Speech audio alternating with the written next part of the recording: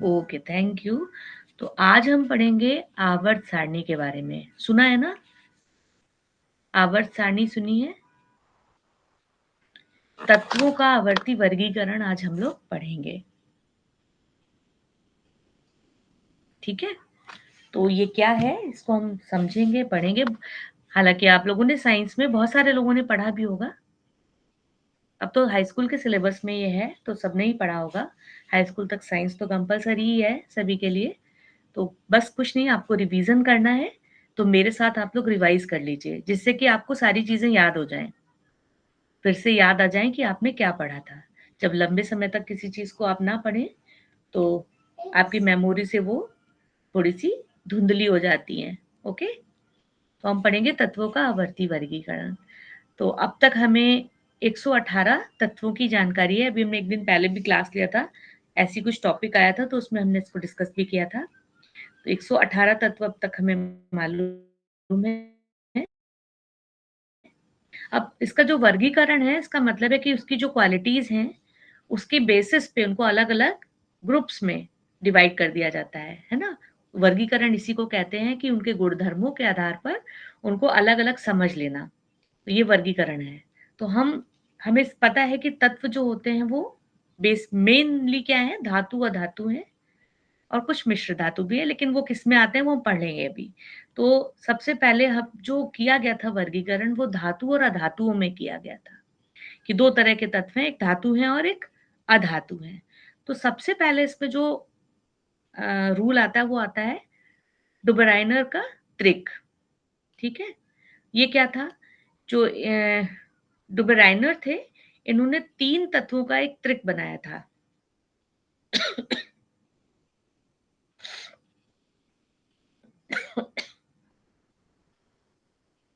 इसमें क्या था, और ये बनाया किसके बेसिस पे था, परमाणु द्रव्यमान के आरोही क्रम में रखने पर जो बीच वाले तत्व का परमाणु द्रव्यमान था, वो अन्य 2 तत्वों के परमाणु द्रव्यमान का क्या होता था, लगभग औसत होता था। ठीक है, ये ब्लॉक बना रहता था, जैसे लिथियम, कैल्शियम, क्लोरीन लिखा हुआ है उसके नीचे नीचे। तो ये आप लोगों को याद भी आ रहा होगा कि कैसे था ये। याद आया? थोड़ा बहुत याद आ रहा है?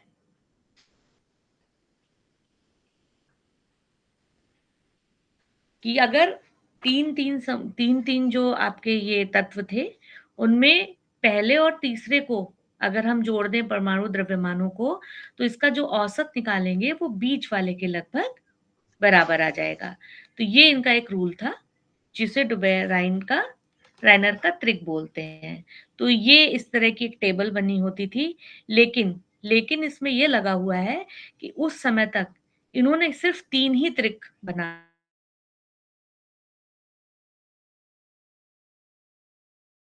पाए। ये जो लिस्ट बनी हुई है, ये 3, यानी कि लिथियम और पोटेशियम, कैल्शियम, स्ट्रोंशियम बेस थे ये। तो शुरुआत क्योंकि थी, तत्वों के आवर्ती वर्गीकरण की शुरुआत यहाँ से होती है। तो इन्होंने एक बेस दिया, इन्होंने एक क्या दिया, एक बेस दिया आगे की स्टडी के लिए, है ना। आपको पता है कि हर चीज का एक बेस होता है, उसी का और ज्यादा जो होता है डिटेल्ड फॉर्म आगे आता है, फिर उससे और ज्यादा डिटेल्ड फॉर्म आगे आता है। तो इनका जो ट्रिक था, ये बेस था आगे की स्टडी के लिए। तो इसके बाद क्या आया, इसके बाद आया न्यूलैंड्स का अष्टक सिद्धांत। सबसे पहले इनका आया, डुबराइनर का त्रिक आया, और उसके बाद इसी के आधार पर एक न्यूलैंड थे, उन्होंने क्या किया, जॉन न्यूलैंड ने एक अष्टक सिद्धांत दे दिया। अब ये क्या था, ये था कि जितने भी ज्ञात तत्व थे उस समय, उनके परमाणु द्रव्यमान के आरोही क्रम में अगर उनको व्यवस्थित कर दिया जाए, उन्होंने क्या किया, सबसे कम परमाणु द्रव्यमान वाले हाइड्रोजन से शुरू किया और 56वें तत्व थोरियम पर इसे खत्म किया। ठीक है, तो ये भी एक यहां से क्वेश्चन बनता है क्या, कि इन्होंने हाइड्रोजन से शुरू किया। मैं अंडरलाइन करती हूँ, रेड कलर से कर देती हूँ, ठीक है, ताकि वो अलग से हाईलाइट हो जाए। तो यहां से शुरू करते हैं, कहां से, हाइड्रोजन से शुरू करते हैं ये, और कहाँ पर आकर खत्म करते हैं? ये याद रखने का है कि 56वां तत्व कौन-सा है? थोरियम। यहाँ पर लाकर इसे खत्म किया, ठीक है? यहाँ खत्म कर दिया इन्होंने। और इन्होंने क्या देखा कि प्रत्येक 8वें तत्व का गुणधर्म पहले वाले के समान है। ये इनकी एक स्टडी जो भी इन्होंने पढ़ाया या जो भी इन्होंने पढ़ा, जो इन्होंने समझा, उसके आधार पे इनकी फाइंडिंग्स जो थी वो ये थी कि हाइड्रोजन से लेके थोरियम तक जो इन्होंने एक लिस्ट बनाई, एक अष्टक नियम बनाया, उसमें पहले वाले के और 8वें वाले के गुणधर्म क्या थे? एक दूसरे से मिलते थे। इसीलिए इन्होंने इसे अष्टक सिद्धांत कहा। इसी को न्यूलैंड का अष्टक सिद्धांत कहते हैं। ये देखिए एक लिस्ट बनी हुई है यहाँ पे। ठीक? तो ये देखिए ये 1, 2, 3, 4, 5, 6, 7 यानी कि H के बाद क्या है ये? F क्या होता है? कोई बताएगा मुझे? जिसने केमिस्ट्री पढ़ रखी है, F जो है वो किसका सिंबल है? F का मतलब क्या है? कोई भी बता दे, जिसको भी याद हो। फ्लोरीन, ठीक है? तो इनका मतलब था कि 8वां तत्व जो है वो अपने पहले वाले के गुणधर्म के समान होगा। ये है न्यूलैंड का अष्टक नियम। तो सबसे पहला कौन-सा आया था? डुबरराइनर का त्रिक, फिर आया न्यूलैंड का अष्टक सिद्धांत। अब डुबेरियन ने क्या किया? उन्होंने खाली 3 त्रिक दे पाए। अब इनके में क्या हो गया? वो भी हम देख ये सिर्फ कैल्शियम तक लागू हुआ। ठीक है? अब आप लिस्ट देख सकते हैं यहाँ से, ये जो आपकी टेबल बनी हुई है, इनका कहना ये जो आप बनाया था वो सिर्फ कैल्शियम तक एप्लीकेबल था। ठीक? चाहे लिथियम से शुरू करें तो 8वां कौन-सा हो जाएगा? Li के बाद Be, BeCN 1, 2, 3, 4, 5, 6, 7, 8 यहाँ पे आएँगे। यानी Li की Na के समान होंगे, Mg का Ca के समान होगा। लेकिन Cr जो है वो Y की तरह नहीं था। ये इसकी लिमिटेशंस थी कि ये सिर्फ कैल्शियम तक लागू होता था। 56 तत्वों के अलावा भविष्य में अन्य तत्व ये नहीं मिल ऐसा नहीं हो पाया इनसे आगे। तो ये भी इसकी भी लिमिटेशंस हो गई, ये भी यहीं पर आकर अटक गया। इसमें क्या था आयरन को कोबाल्ट और निकल से दूर रखा गया था, जबकि वो एक-दूसरे से मिलते-जुलते तत्व थे। तो इसकी लिमिटेशंस ये सारी थी जो यहाँ पर लिखी हुई हैं। तो ये भी लेकिन क्या था एक स्टेप आगे आ गए। डुबराइनर से एक स्टेप आगे न्यूलैंड आ गए। उन्होंने 56 तक किया लेकिन कैल्शियम तक उन्होंने उसको समझा पाया। अब इसके बाद आए मेंडलीफ, ठीक है? मेंडलीफ बहुत ही पॉपुलर रहे और इन्होंने इसी को बेस बनाकर, इन्हीं स्टडीज़ को बेस बनाकर इन्होंने अपनी स्टडी आगे बताई। उन्होंने क्या-क्या बताया? तो जब इन्होंने शुरुआत किया तब इन्हें 63 तत्व ज्ञात थे, ठीक है? और इन्होंने क्या बताया कि तत्वों के परमाणु द्रव्यमान, उनके भौतिक और रासायनिक गुणधर्मों के बीच में जो संबंध है, उसका अध्ययन इन्होंने कर लिया। इन्होंने ग्रुप्स में यानी कि समूहों में और आवर्त में, क्षैतिज पंक्तियों में जिन्हें आवर्त कहते हैं, इसको डिवाइड किया। इन्होंने बताया कि समूह होते हैं, ठीक है? और पंक्तियाँ जो हैं उनको आवर्त कहा है इन्होंने। इन्होंने ही आवर्त आवर्त सारणी जो नाम है वो मेंडलीव की ही लिस्ट से बनकर आई। इन्होंने ही बताया कि इसको आवर्त कहेंगे। अब इन्होंने क्या किया? क्या स्पेशलिटी थी? क्या इसकी कमियाँ थी? वो सारी हम पढ़ेंगे। तो इन्होंने ऑक्सीजन और हाइड्रोजन को चुना और चुना क्यों? इसलिए चुना क्योंकि ये बहुत ही सक्रिय तत्व हैं। कौन-कौन से? ऑक्सीजन और हाइड्रोजन। अधिकांश तत्वों के साथ ये क्या करते हैं? यौगिक बना लेते हैं। ये आपको जब अ, तत्व से अच्छा, इनसे बनता क्या-क्या है? हाइड्राइड और ऑक्साइड बन जाते हैं इनसे।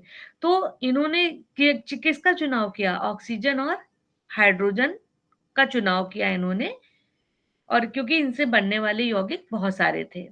इसको बेस बनाया इन्होंने। अब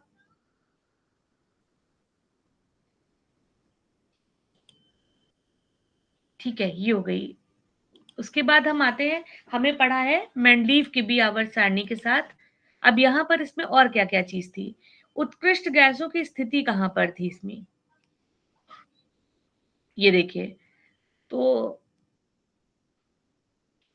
जो उत्कृष्ट गैस होती हैं, इनको कहाँ पर रखा गया है इसमें? देख लीजिए। उत्कृष्ट गैसों को इन्होंने एक अलग समूह में रखा, ठीक है? क्यों? इनकी खोज बाद में हुई थी और इसकी व्यवस्था ताकि इनको अलग रखा जा सके, इसको पहले से कर दिया इन्होंने। समान रासायनिक गुणधर्म किसके होते हैं? उत्कृष्ट गैसों के होते हैं। अक्रिय होती हैं ये, और इनकी संयोजनता क्या होती है? संयोजकता इनकी शून्य होती है, इसीलिए इन्हें अक्रिय गैस भी कहते हैं। समूह क्या है इसमें? आधुनिक आवर्त सारणी में आ गए हम, आवर्त में आते, सॉरी पेजेस मेरे आगे पीछे हो गए हैं आज। हम यहाँ से देखते हैं कि आवर्त के गुण क्या हैं, क्योंकि इसने मेंडलीफ ने क्या बताया? मेंडलीफ ने क्या बताई? अपनी आवर्त सारणी बताई। तो आवर्त है क्या? सबसे पहले हम इसको पढ़ लेंगे कि आवर्त क्या है। आवर्त क्या है? इसमें क्या-क्या होता है? तत्वों के संयोजकता, इलेक्ट्रॉनों की संख्या भिन्न-भिन्न है, लेकिन कोशों की संख्या क्या है? समान है इसमें। किसी को याद आ रही होगी टेबल, अगर मैंने टेबल आज इसमें डाली नहीं है, लेकिन टेबल अगर आपको याद आ रही होगी तो कुछ इस तरह की बनी होती है। देखिए, कुछ इस तरह की टेबल थी। ऐसे बने होते थे ब्लॉक्स। कुछ याद आ रहा है? टेबल ऐसी बनी होती थी। तो ये जो आपके आवर्त हैं और आपके वर्ग हैं, वो उनकी क्या क्वालिटीज है उसके बारे में हम पढ़ेंगे। तो आवर्त में बाएं से दाएं, ये बहुत इंपॉर्टेंट क्वेश्चन बनता है। आवर्त में बाएं से दाएं ओर जाने पर क्या होता है? परमाणु संख्या में एक इकाई की वृद्धि होती है। ठीक, अगर एक इकाई की वृद्धि होती है तो उससे क्या होता है? संयोजकता इलेक्ट्रॉनों की संख्या में भी क्या होता है? वृद्धि हो जाती है। ठीक, फिर प्रत्येक आवर्त क्या दर्शाता है? कि एक नया कोश इलेक्ट्रॉनों से भरा गया है। किसी कोश में इलेक्ट्रॉनों की अधिकतम संख्या, ये बहुत इंपॉर्टेंट है। क्या होता है उसका सूत्र? 2n square. ठीक, और 2n स्क्वायर में n क्या है? नाभिक से नियत कोश की संख्या। ये इंपॉर्टेंट है, मैं अंडरलाइन कर दे रही हूँ। दूसरे और तीसरे आवर्त में क्या है? 8 ही तत्व हैं, क्योंकि इन तत्वों का L और M कोश होता है, जिसमें 8 से अधिक इलेक्ट्रॉन नहीं हो सकते। ये पूरा जो है इलेक्ट्रॉनिक स्ट्रक्चर, वो मैंने अभी आपको नहीं पढ़ाया है, हम यहाँ पे इसको पढ़ा रहे हैं, तो इसलिए शायद थोड़ी सी डिफिकल्टी हो सकती है, लेकिन इतनी चीजें आप याद रखिए, हम उस टॉपिक पे भी आएंगे, इस चीज को हम दोबारा डिस्कस कर लेंगे। ठीक है, तो अभी आवर्त के क्या गुण हैं वो यहाँ पर आ गए। और क्या इसके गुण थे मेंडलीव की आवर्त सारणी के? मेंडलीव की आवर्त सारणी में तत्वों को, ये बहुत इंपॉर्टेंट है, क्या? परमाणु भारों के बढ़ते हुए क्रम में क्षैतिज पंक्तियों में व्यवस्थित किया गया, जिन्हें श्रेणियां कहा गया।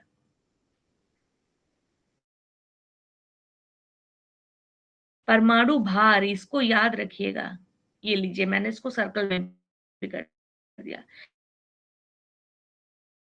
श्रेणी कहा गया। तो जो क्षैतिज कॉलम थे वो आवर्त है, और जो खड़े कॉलमों में बैठा गया जिसे कहा गया वर्ग। ठीक है, तो ये चीज आवर्त क्या है? आवर्त सारणी से तत्वों व उनके यौगिकों का अध्ययन क्या हो गया? सुविधाजनक हो गया और क्रमबद्ध हो गया। क्यों? क्योंकि उनको उनके परमाणु भारों के बढ़ते हुए क्रम में डिवाइड किया गया था, बांटा गया था। किसी वर्ग के लक्षण का सामान्य अध्ययन कर लेने से उस वर्ग के सभी तत्वों के गुणों का अनुमान हो जाता था। फिर विभिन्न तत्वों जैसे प्लैटिनम, यूरेनियम आदि परमाणु भार उनकी आवर्त सारणी में स्थिति देखते हुए संशोधित किए गए। ये मेंडलीव की आवर्त सारणी के गुण हैं। आवर्त सारणी में और क्या था? कुछ स्थानों पर नए खोजे, कुछ जगह खाली छोड़ दी गई, जैसे सारणी आपने बनाई और कुछ जगहों को ब्लैंक छोड़ दिया, क्योंकि उन्हें ऐसा लगा कि यहाँ पे कोई एक ऐसा तत्व हो सकता है जिसकी क्वालिटी कुनी 2 या 3 के बीच की हो सकती है। तो उन्होंने क्या किया? वो जगह छोड़ दी थी। ठीक, जिनके स्थान पर नए तत्व कौन से खोजे गए? ये देखिए, तो कुछ तत्वों के लिए जगह भी छोड़ दी गई थी मेंडलीव की आवर्त सारणी में। फिर पिछली व्यवस्था में छेड़े बिना ही अक्रिय गैसों का पता लगाने पर इन्हें अलग समूह में, इसकी वजह से क्या हुआ? इनको भी अलग समूहों में रखा जा सकता था। ये तो हो गई मेंडलीव की आवर्त सारणी। अब उसके बाद आता है आधुनिक आवर्त सारणी क्या है? ठीक, मेंडलीव की आवर्त सारणी आई, लेकिन ठीक है, इसको बनाया गया। अब इसके बाद क्या हुआ, इसी को और संशोधित करके एक आधुनिक आवर्त सारणी बनाई गई। अब इसकी क्या स्पेशलिटी थी, इसमें क्या था कि आवर्त में बाएं से दाएं ओर जाने पे परमाणु त्रिज्या क्या होती है, घटती है। नाभिक में आवेश के बढ़ने से ये इलेक्ट्रॉनों को नाभिक की ओर खींचते हैं, जिससे परमाणु का साइज क्या हो जाता है, घट जाता है। इसकी जगह हम सबसे पहले इस टेबल को पढ़ लेते हैं, इस टेबल को, कि दोनों में डिफरेंस क्या है। इस टेबल को आप याद कर लीजिएगा, ये बहुत ही इंपॉर्टेंट है। आधुनिक आवर्त सारणी में देखिए, तत्वों को परमाणु क्रमांक के बढ़ते हुए क्रम में व्यवस्थित किया गया। मेंडलीव में अभी आपने पढ़ा था कि परमाणु द्रव्यमान में, ये बेसिक अंतर था दोनों का और बहुत ही इंपॉर्टेंट अंतर था। ये परमाणु द्रव्यमान और ये परमाणु क्रमांक, इसको याद कर लीजिएगा, बिल्कुल दिमाग में भर लीजिएगा। बहुत इंपॉर्टेंट क्वेश्चन ये बनता है कि आधुनिक आवर्त सारणी परमाणु क्रमांक के बढ़ते हुए क्रम में है और मेंडलीव की जो आवर्त सारणी है वो परमाणु द्रव्यमान के बढ़ते क्रम में है। दूसरा इंपॉर्टेंट चीज क्या है, ये भी क्वेश्चन खूब आता है कि जो आधुनिक आवर्त सारणी है उसमें 18 ऊर्ध्वाधर स्तंभ और 7 क्षैतिज पंक्तियां हैं, जबकि जो पुरानी आवर्त सारणी या मेंडलीव की थी उसमें 8 ऊर्ध्वाधर स्तंभ और 6 क्षैतिज पंक्तियां थी। ये सब बेसिक जो दोनों के डिफरेंसेस है वो लिखे हुए हैं यहाँ पर। फिर क्या था कि तत्वों के समस्थानिकों को उनके संगत तत्व के स्थान पर ही इसमें रखा गया, क्योंकि अब ये जरूरत भी इसीलिए पड़ी थी। क्यों मेंडलीव की आवर्त सारणी से आधुनिक आवर्त सारणी बनाई गई, उसका सबसे इंपॉर्टेंट ये भी फैक्टर था, जो थर्ड नंबर का पॉइंट है। क्यों? क्योंकि उनके परमाणु क्रमांक समान होते हैं। किसी तत्व के समस्थानिक जो होते हैं उसके परमाणु भार अलग होते हैं, क्या चीज अलग होती है, परमाणु क्रमांक सेम होता है। और ये वाली क्यों, क्योंकि समस्थानिकों को इसमें उचित स्थान नहीं मिला। हाइड्रोजन के समस्थानिक आप लोगों को याद होंगे, ठीक है, जिनका परमाणु क्रमांक क्या होता है, तीनों का एक होता है, परमाणु भार अलग अलग होता है। इसलिए आधुनिक आवर्त सारणी बाद में बनाई गई, क्योंकि ये वाली जो डिफिकल्टीज थी वो उससे पूरी नहीं हो पा रही थी। फिर आधुनिक में और क्या था, रासायनिक रूप से असमान तत्वों को पृथक पृथक वर्गों में रखा गया, जबकि इसमें क्या था, एक साथ हो गए थे सारे। तो ये वाली जो लिस्ट है, जो दोनों का अंतर है, मेंडलीव की आवर्त सारणी और आधुनिक आवर्त सारणी, ये बहुत ही इंपॉर्टेंट है। हैंड किसने रेज किया है वो मुझे बता दे कि उनकी क्या डिफिकल्टी है।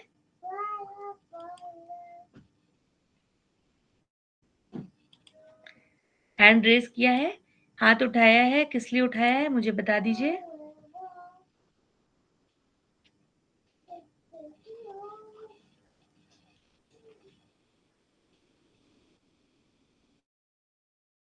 एक हैंड रेज कर लिया था या फिर कुछ पूछना है आपको?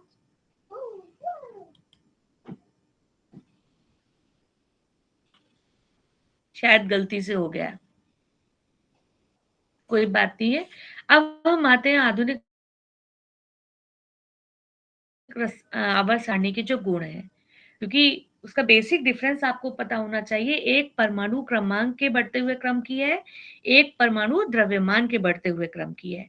तो अब इसमें अंतर क्या है, ये बहुत इंपॉर्टेंट पॉइंट्स हैं जो मैं आपको बताने जा रही हूँ। समूह में बढ़ता है, अंडरलाइन कर दे रही हूँ। क्यों होता है ऐसा, क्योंकि नीचे जाने पर एक नया कोश जुड़ जाता है, इससे नाभिक तथा सबसे बाहरी कोश के बीच की दूरी बढ़ जाती है। इसके कारण क्या होता है, नाभिक का आवेश बढ़ जाने के बाद भी परमाणु का साइज बढ़ जाता है। तो ऊपर से नीचे जाने पर क्या होता है, परमाणु का साइज बढ़ता है। आवर्त में जैसे जैसे संयोजकता कोश के इलेक्ट्रॉनों पर किया जाने वाला प्रभावी नाभिकीय आवेश बढ़ता है, क्या हो जाता है उससे, प्रभावी नाभिकीय आवेश बढ़ने से इलेक्ट्रॉन त्यागने की प्रवृत्ति घट जाती है। ठीक, दूसरा इंपॉर्टेंट चीज, फिर नीचे की ओर जाने पर क्या होता है, संयोजकता इलेक्ट्रॉन पर क्रिया करने वाला प्रभावी नाभिकीय अवशेष घटता है, क्योंकि सबसे बाहरी इलेक्ट्रॉन नाभिक से दूर होते हैं। तो ये इंपॉर्टेंट चीज है, इसको याद रखिएगा। सब सेकंड पॉइंट सबसे इंपॉर्टेंट है।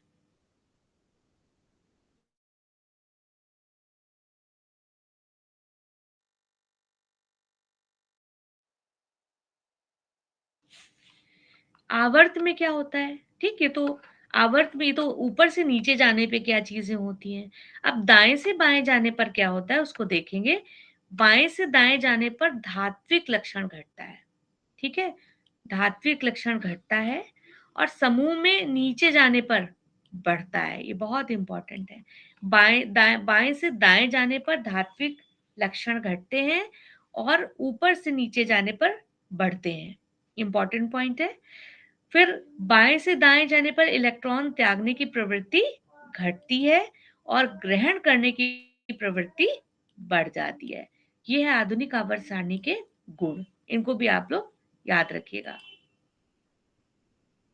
अब मेंडलीव ने जो बताई थी उसके बहुत इंपॉर्टेंट जो दोष थे वो क्या थे? ये इनकी आवर्त सारणी हाइड्रोजन को सही जगह पर नहीं रख पाई थी। ठीक, दूसरा क्या था? मैंने अभी आपको बताया भी था कि समस्थानिक और समभारों को क्या हुआ था, आवर्त सारणी में स्थान नहीं सही से ये दे पाए थे। भिन्न भिन्न वाले तत्वों को एक साथ रख दिया गया था, ये भी इसकी बहुत ज्यादा बड़ी क्या थी, दिक्कत थी। अब हम देखते हैं कि आवर्त सारणी में धातुओं और उप धातुओं की स्थिति क्या थी। तो धातुओं की स्थिति क्या थी? सोडियम मैग्नीशियम जैसी धातुएं सारणी के बाईं ओर थी। ठीक है, वैसे आधुनिक आवर्त सारणी में धातुओं की संख्या अधातुओं और उपधातुओं की तुलना में बहुत ज्यादा थी। तो ये क्या था, ये मैं अंडरलाइन कर दे रही हूं, ये बाईं ओर स्थित थे मेंडलीव में। उपधातु, उपधातु कौन कौन से हैं ये भी याद रखेंगे आप, यहाँ मैं अंडरलाइन कर रही हूँ। सिलिकॉन, जर्मेनियम, आर्सेनिक, ये सारे क्या हैं, उपधातु हैं। तो उपधातु क्या होती हैं? जिनमें धातु और अधातु दोनों के ही गुण होते हैं। अब अधातुओं की स्थिति कहाँ थी? विद्युत ऋणात्मकता की प्रवृत्ति के अनुसार अधातुएं आवर्त सारणी के दाहिनी और ऊपर की ओर स्थित होती हैं। अधातुओं के ऑक्साइड की प्रकृति ये कहाँ होती है? मैं अंडरलाइन कर रही हूँ इसको, दाईं ओर स्थित होती हैं। और इनमें क्या होता है? इलेक्ट्रॉन ग्रहण करने की क्षमता होती है। ओके,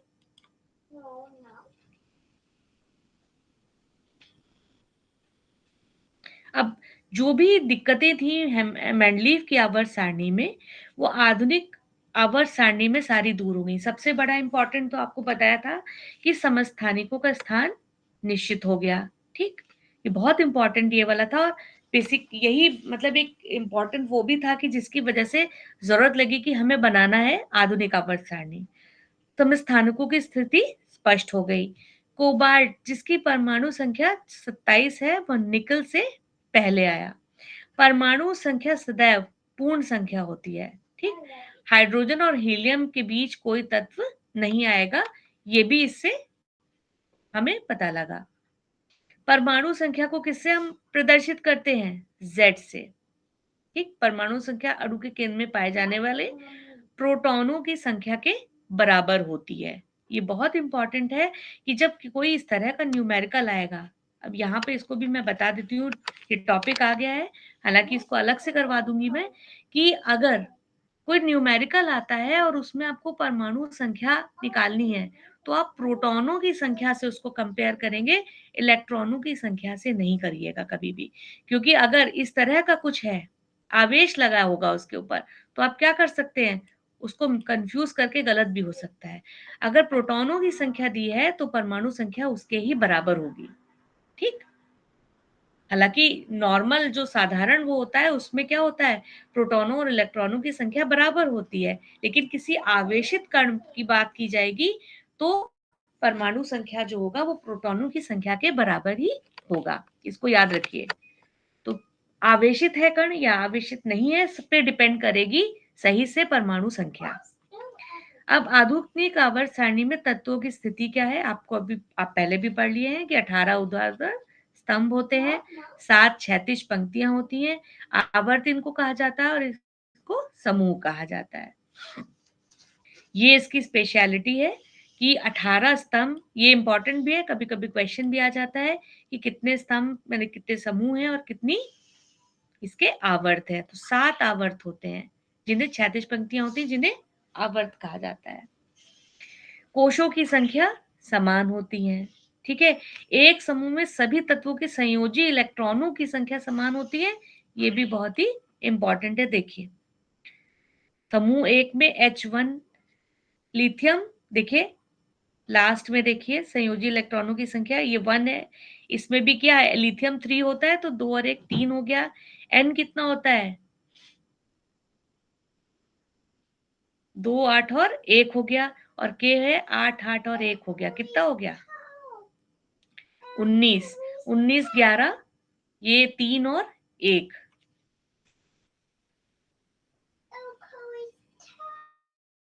तो सबके में क्या है? 1 1 है आखिरी। देखिए संयोजी इलेक्ट्रॉन सब में क्या है? मैं इसको गोलदारा बना देती हूँ, ये देखिए। ये देखिए संयोजी इलेक्ट्रॉन यानी कि सबसे आखिरी वाले कोश में इलेक्ट्रॉनों की संख्या, ये देखिए 1 1 है सब में। सभी तत्वों के संयोजी इलेक्ट्रॉनों की संख्या समान है। समूह में नीचे जाने पर कोशों की संख्या बढ़ती है। इंपॉर्टेंट पॉइंट है कि समूह में नीचे जाएंगे तब क्या होगा। आधुनिक आवर्त सारणी की क्या प्रवृत्ति है उसको देखेंगे। संयोजकता किस तरह से होती है? जब तत्व रासायनिक यौगिक बनाता है तो दूसरे परमाणु के साथ तत्व की संयोजकता को, संयोजकता किसको कहते हैं, इसकी परिभाषा है ये देखिए कि जब तत्व कोई भी रासायनिक यौगिक बनाता है तो दूसरे परमाणु के साथ तत्व की संयोजन जो क्षमता होती है उसी को संयोजकता कहते हैं। ठीक, बाह्यतम कोश को पूरा करने वाले तत्व को जितने इलेक्ट्रॉन लेने या देने की जरूरत होती है वही उसकी संयोजकता कहलाती है।